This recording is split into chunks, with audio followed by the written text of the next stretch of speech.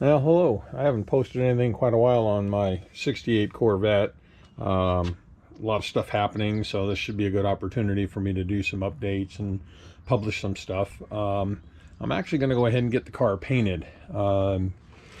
It was, and I may have mentioned it before, it was originally the British Racing Green. I'm going to go back to that. Somebody had painted it red at some point in time. It really was a pretty poor paint job. So getting it ready, talk with the paint shop. I'm going to debadge it, take everything off it that I can. That's going to take some labor cost out of it. So I've been working and doing that. I should have probably taken some videos of some of that work that I did.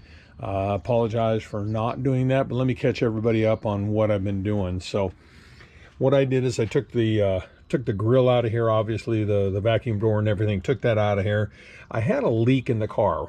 Part of it was coming through the sunroof, actually coming down the B pillar and then running inside the car there. There's a repair I got to do in there, and I'll point that out. The other part of it was, this is a bonding joint here and over on the other side. And over on the other side, you know, after 50 years, that bonding joint is no longer good, and water was getting through those 2 points. So scraped all of that material out, all the way down in here as well, cleaned it all out. You can see it's pretty clean. You know, at the factory, they just put that stuff in, and there's no care or in how they do that. They just goop it in there, and away they go, move on to the next car. So I cleaned all that out, came in and rebonded these joints, and I'll show you. It's a 3M material that I used to bond it. It's a slow cure time, but I figure the slower the cure time, the better the quality of the bond is going to be. So again, did this bonding joint here. I had taken these two wiper, yeah, what would you call it, posts, I guess. I had taken both of those out and kind of cleaned them up and rebonded them in place. It's a solid surface behind there, but where it's adhered down, there's opportunities obviously for moisture or water to wick down inside there. Took the wiper arms off and went ahead and cleaned them up a little bit. I put some grease on the ball joints, or those joints where it moves.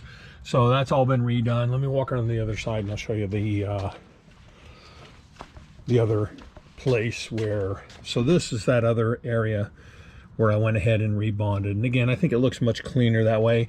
I was going to get real crazy and try to detail this out, but when I put the grill on there, you really don't see it in there. So I'm not going to bother to do that. But knowing what I know at this point, I'll probably just try to keep it clean. The other things I've done, you can see I've taken the headlights out in preparation for this paint shop. So that way they can get in here and prep the surface and paint it and paint the doors really well, get good paint around there.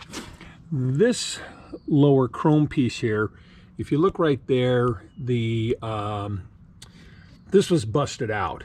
So what I did is I put a new piece in there. I ended up having to elongate this a little bit so that once it's up in there it fit properly, but at least, again, it was busted from here all the way up. I think what had happened is, at some point when they were trying to take that off, they just didn't realize there was a stud and a nut on the back side of it, and just ripped it off and busted that out. So repaired that.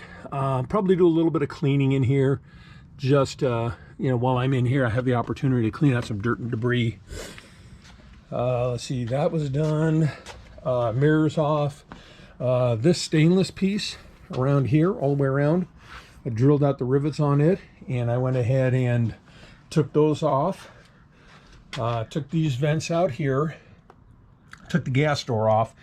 What I'm going to do on these vents and the grill that's up the front there is I'm going to go ahead and, I don't know, sandblasting may be a little too abrasive, but what I'll do is bead blast it or do something because it's got the original paint plus the red paint.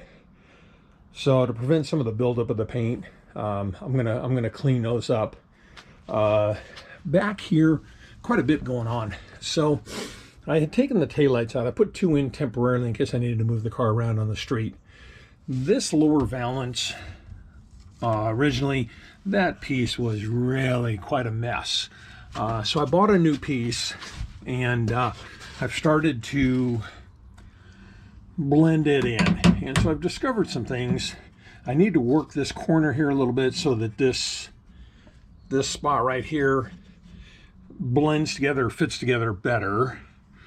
Over on this side, this was quite a mess. If you look, you can see there's a huge mismatch here. And then, of course, this bonding joint here is busted. Let me come around to the side here. That was busted. And then down here, this is just a hole through. So this all needs to be repaired. What I ended up doing is I ended up talking to, and I want to recommend these guys. They were really user-friendly. They're out here in California. It's J&D Corvette. I talked to Jaime over there, and I said, hey, in my perfect world, I need the back 18 inches, 14 inches probably, of the quarter panel. I don't need a whole quarter panel. And I sent him a couple of pictures and said what I needed. And he's like, oh yeah, I'll just take one of my molds and I can have that part of it made for you. So super, super user-friendly. Highly recommend those guys. They fabricate or reproduce their own fiberglass parts. So hit those guys up. I want to kind of give them a solid on, hey, they're definitely worth looking at. But in any event, they're going to make this piece for me here. I'll show you in the garage. I bought the bonding joint for this area here and the bonding joint that goes from here up and around, and I'll show that to you. So now I need a bonding joint, and that's what this silver tape is. I need a bonding joint from about this point all the way down, because this is where I'm going to feather in or cut in that new piece. So I put this tape on here. I'm going to go ahead and make my own bonding joint for this portion of it, and you can see it's outlined in black. So I'll make that today. So I'll have that ready so that when I get this piece, then I can cut it out, and I'll kind of, you know, match up the joint, and then I'll have a bonding joint to kind of put it all together. So I'm working on that. That kind of brings you up to speed, I guess, at this point. I've taken all the marker lights out. Again, gave me an opportunity to clean them up, plus that allow the body shop to get in here, you know, and prep these little crevices. Let me go in the garage and kind of show you a couple of things here. So that sealing that I did in the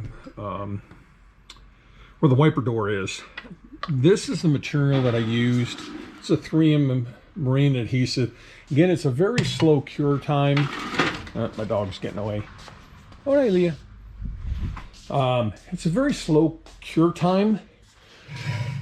So again, I have it cooked in my head that the slower the cure time, the better the quality of the bond is. So I bought that, got that off of Amazon. It's available several different places. Yesterday, again, went over to JD Corvette. Here's these two bonding strips. So this is the one, I call it a half a clamshell for the exhaust. And then this is, and let me walk this over there and show you. And I was going to make these pieces myself, but when I looked at them, I'm like, you know what?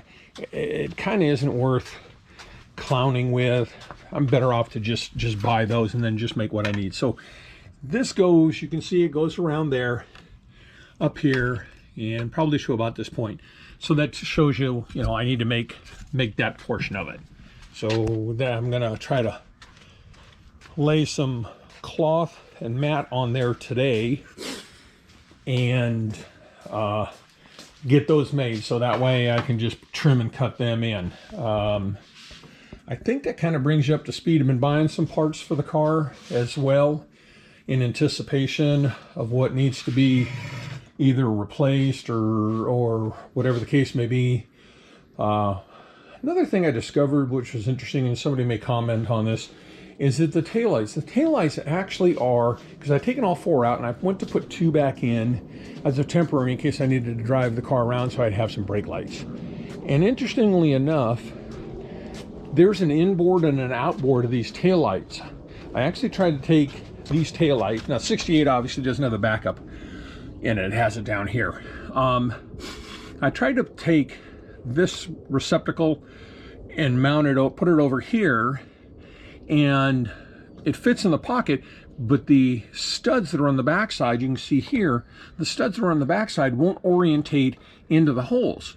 So, and again, somebody may comment on this, but I just thought that weird that they're not, you know, they don't just make one bucket and it fits all 4 locations. But in any event, discovered that was kind of peculiar. Just kind of didn't make sense, but man, it is what it is. I refurbished the backup light receive, what do you want to call that? Not the housings. I refurbished those, so I beat blasted them, and they apparently originally were painted white. So I had some white, so I painted the insides of them white. I bought new lenses and I bought new gaskets, and all these gaskets, and I think it's a combination of you know, it's a 50-year-old car, plus you've got oil and debris and everything else that kind of blows to the back of the car. All these gaskets were just really terrible. They were just, oh my God, it was just, they were really sticky. They were stiff, you know, it was just, so I bought a lot of the new gaskets. So I'm going to replace these. Whoever painted this car, when they painted it red, they took the lenses out, but they painted the bucket itself. It's just, you know, being lazy. So again, I'm taking the buckets out. I beat blasted those. So now they're just I think it's a galvanized material, honestly. But anyhow, I did that. The body shop, when they go to paint it, they can get into these pockets and they can properly prep those.